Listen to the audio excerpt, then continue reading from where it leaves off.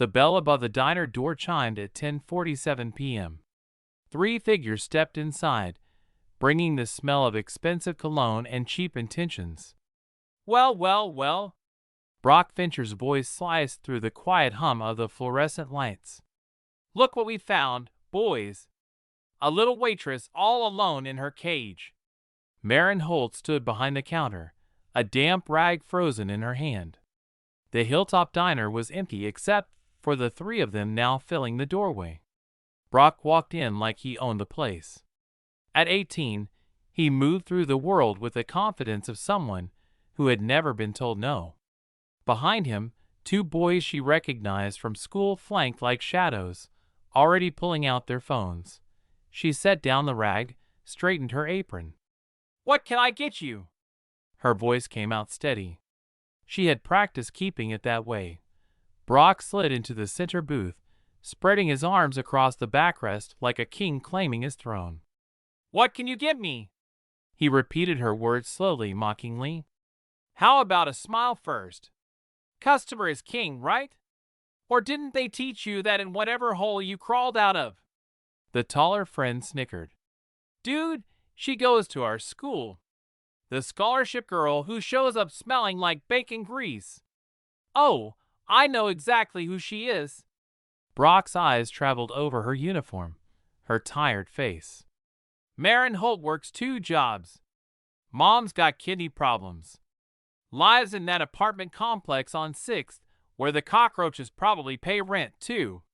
Marin's jaw tightened, but she kept her expression blank. Reactions were currency. She refused to pay. Behind her, mounted on the wall near the coffee machine, hung a framed photograph. In it, a younger Joe Kessler stood in navy dress whites, arm around another man whose face was partially obscured by a reflection on the glass. "1 coffee," Brock said, his smile widening. "Hottest you've got." She turned to pour it. The coffee pot was half full, the liquid dark and bitter from sitting too long. When she set the cup down on the table, Brock didn't reach for it. Instead, he looked at her with an expression that made her stomach twist. "Kneel down and serve it properly." The request hung in the air like poison. "Excuse me?" "You heard me." He leaned forward. "Kneel like the servant you are." Marin didn't move. The smaller friend was already recording. Brock's foot shot out, catching the table leg. The coffee cup toppled, sending scalding liquid across the table and onto the floor. "Oops." His voice dripped with false sympathy. "Clumsy waitress. Better clean that up." She grabbed a fresh rag from behind the counter. As she bent down to wipe the spill, she felt the phone cameras tracking her every movement, recording her submission. "See, boys." Brock's voice floated down from above. "This is what happens to people without money, without connections. They end up on their knees cleaning up after people like us." The taller friend zoomed in on her face. "This is gold." Marin wrung out the rag. Brown liquid dripped between her fingers. "Are you done?" The question came out flat, emotionless. Brock's smile faltered for a fraction of a second. Something about her calm unsettled him. People were supposed to cry, beg, react. He grabbed the salt shaker from the table and dumped it onto the section she had just cleaned. "Missed a spot." Marin looked at the white crystals scattered across the wet floor. She said nothing, just started wiping again. Brock stood up, his chair scraping against the floor. He walked toward the wall where the photographs hung, his eyes landing on the picture of old Joe in his navy whites. "What's this?" "The old man playing soldier." He reached up and flicked the frame. "Pathetic. A broken-down veteran running a broken-down diner." "Don't." The word escaped before Marin could stop it. Brock turned, eyebrows raised in mock surprise. "Oh, she speaks." He reached up again, this time gripping the frame with both hands. "What are you going to do about it, waitress?" He lifted the frame off the wall and examined it. "Wonder how much this is worth. Probably nothing, like everything else in this dump." "Put it back." Marin was on her feet now. That's not yours to touch. Brock laughed. Then he opened his hands. The frame hit the floor. Glass shattered, spreading across the linoleum like tears. Something flickered in Marin's eyes. Not fear, something older, darker. She walked over to the broken frame, glass crunching under her sneakers. Carefully, she picked up the photograph, brushing away the fragments. She set it on the counter, treating it with reverence. Brock watched her, his amusement curdling into something meaner. You know why we're really here? He stepped closer. This land. This pathetic little diner sitting on prime real estate. My father wants it. Venture Properties has plans for this whole block. Marin's hand stilled on the photograph. But the old man won't sell. Brock's voice dropped, intimate and threatening. So we're going to help him change his mind, starting with you. Marin took a step back. Her shoulders touched the counter. Mr. Joe will never sell. Then I guess we make his life difficult until he does. Brock shrugged. Accidents happen. Grease fires. Health code violations. Maybe his star employee gets caught doing something she shouldn't. The two friends had moved now, flanking her. The taller one was still recording. Marin's mind raced. Joe was in the back room resting his knee. He couldn't help her. She was alone. Here's what's going to happen. Brock reached out and grabbed her apron, yanking her forward. You're going to call the old man out here. You're going to tell him to sign the papers my father sent over last week. Marin stood her ground. I said no. Brock's grip tightened. Wrong answer. He pulled harder, and she heard the fabric tear.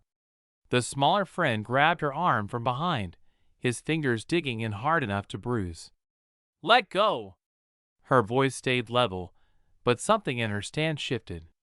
You know what your problem is? Brock stepped even closer. You think you're better than everyone, but you're nothing.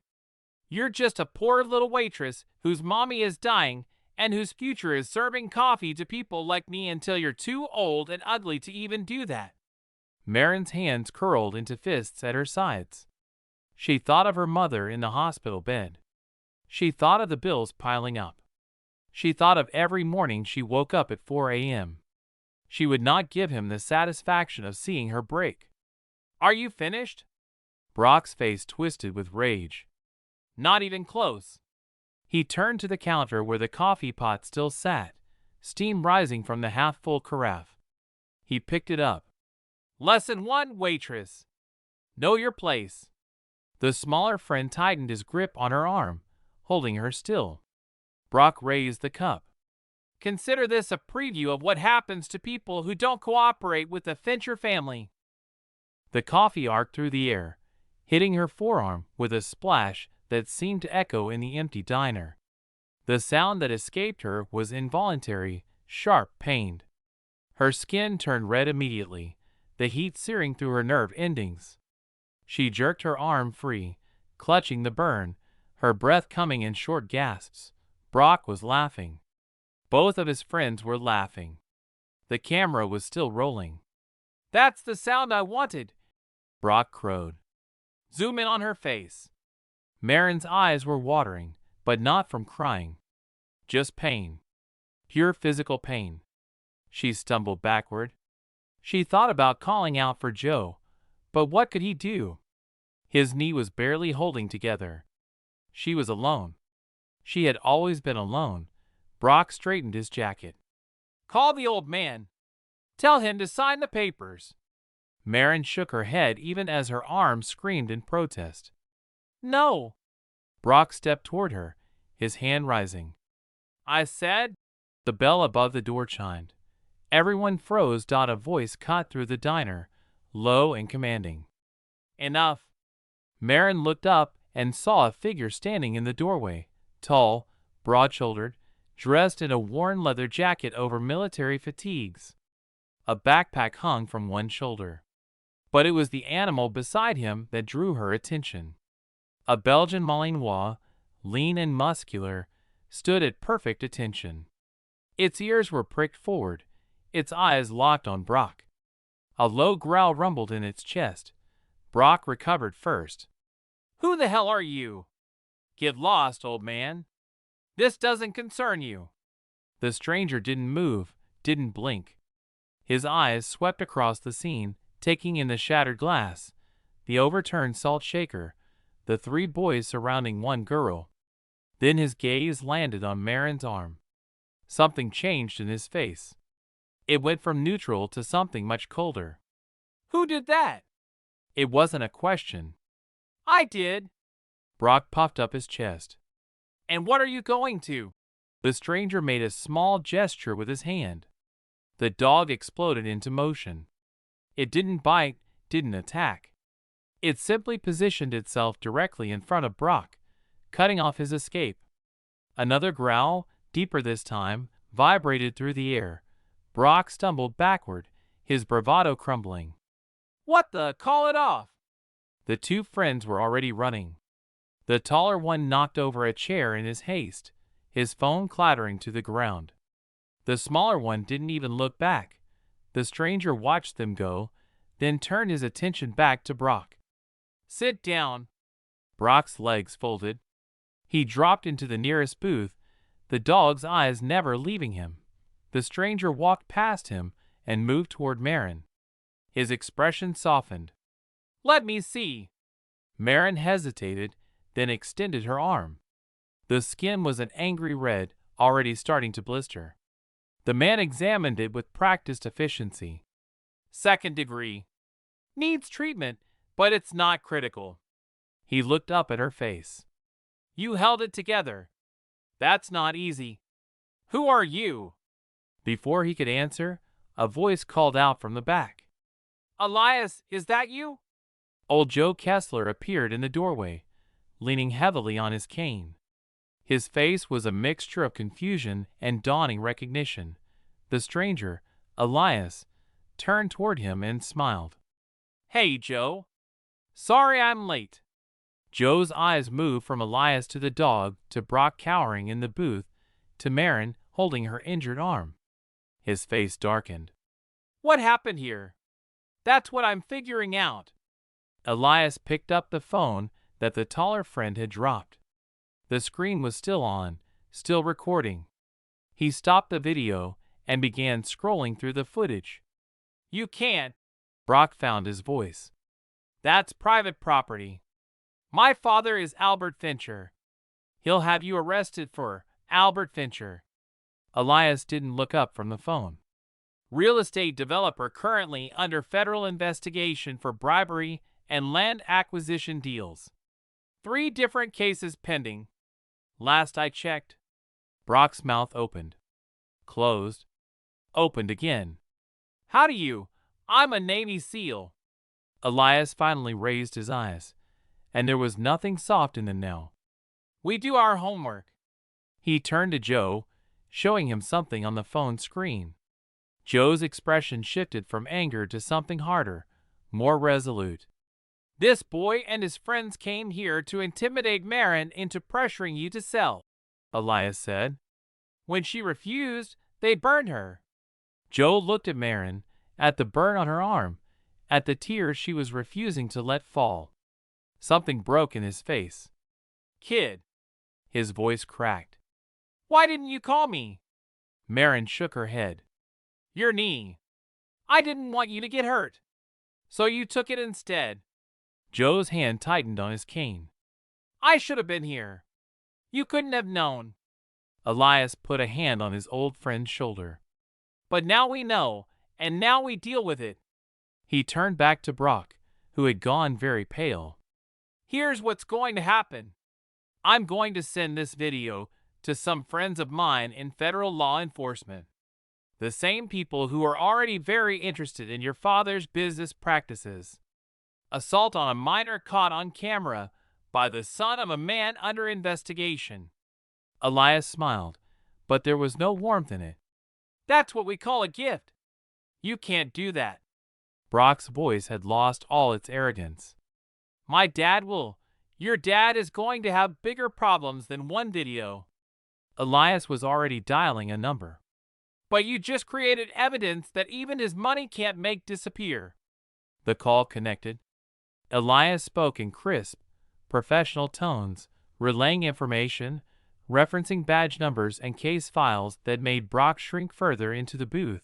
Marin watched it all unfold, her burned arm cradled against her chest. The pain was still there, throbbing with every heartbeat. But something else was growing alongside it. Hope.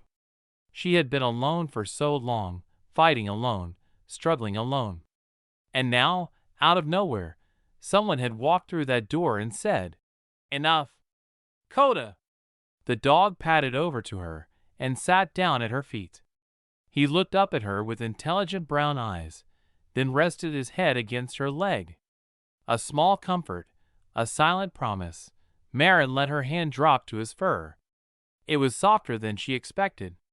"You're going to be okay." Joe had made his way over to her, his bad knee forgotten.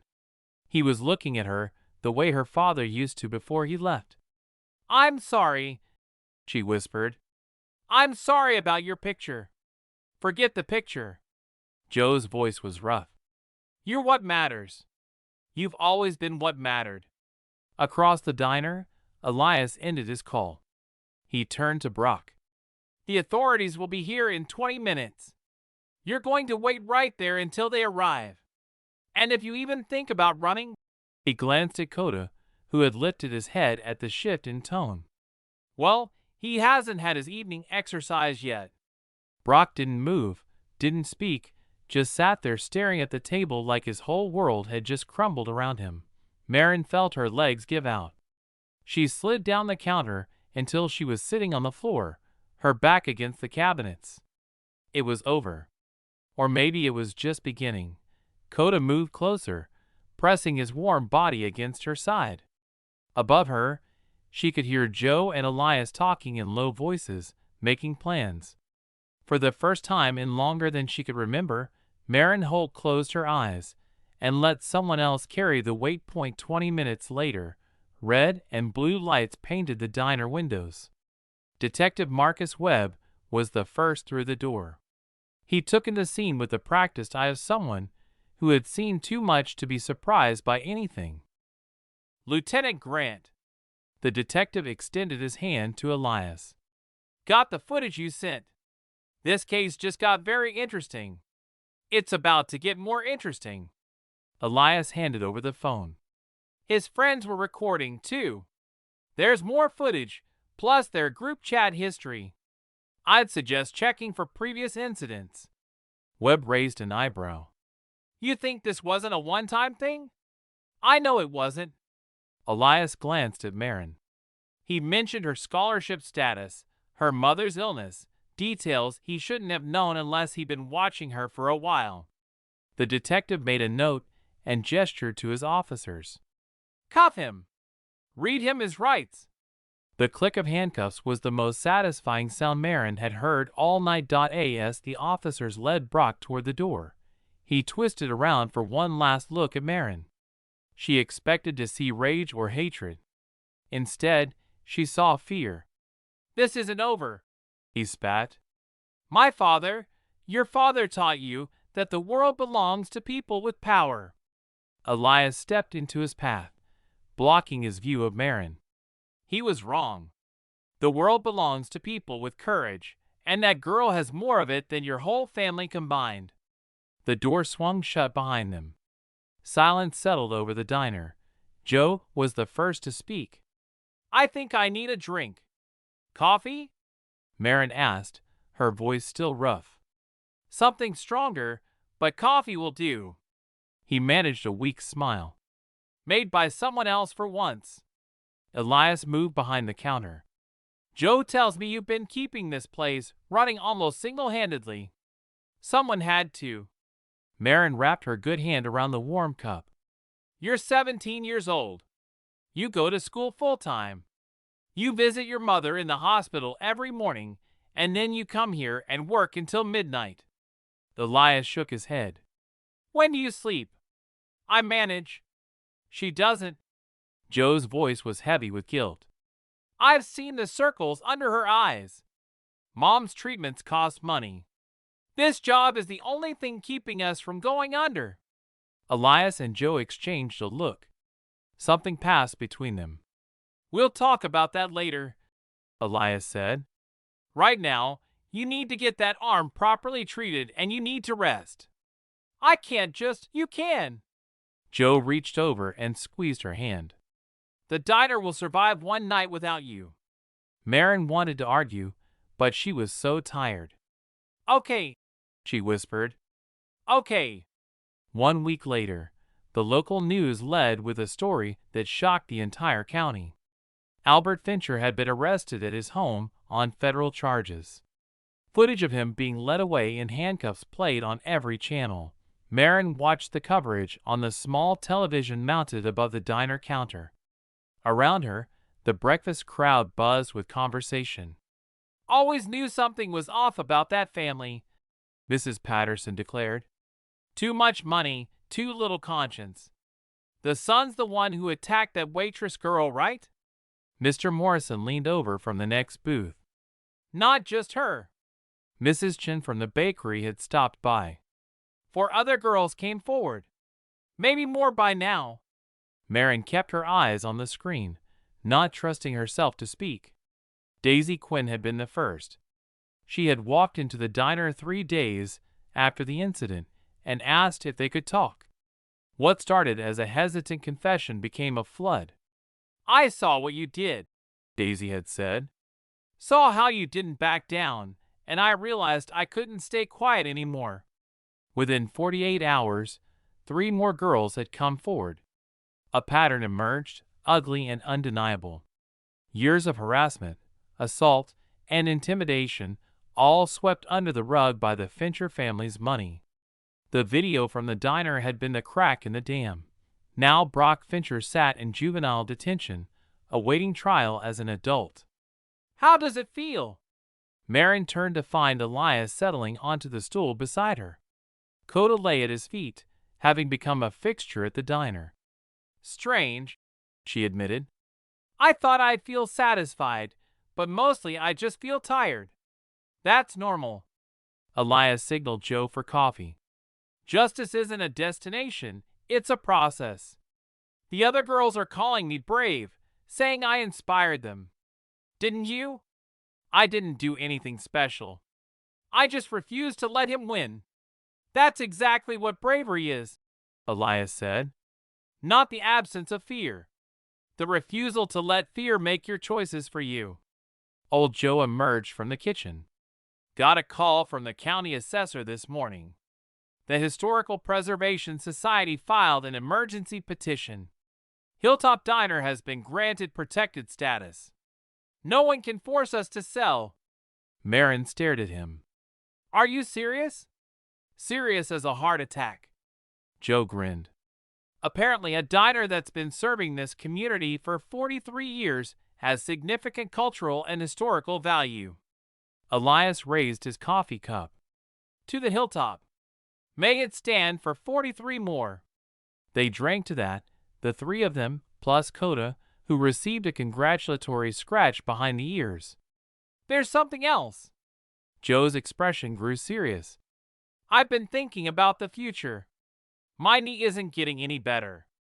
The doctors say I'll need a replacement eventually. He met her eyes. I want to make you a partner. Equal share. Your name on the deed alongside mine. The words didn't compute. What? You've been the heart of this place for 6 months. You know every regular's order. You know when the fryer needs cleaning. Joe reached across the counter and took her hand. This diner wouldn't exist without you. It's time that was official. I'm 17. I'm still in high school. I can't, you can. Elias's voice was firm. I've seen soldiers twice your age with half your resilience. Age is just a number. Character is what counts. Let me do this, please. Joe squeezed her hand. You've given so much to this place, to me. Let me give something back. Marin felt tears prick at her eyes. But these were different. These were the good kind. Okay, she whispered. Okay. Joe's face split into a grin. good.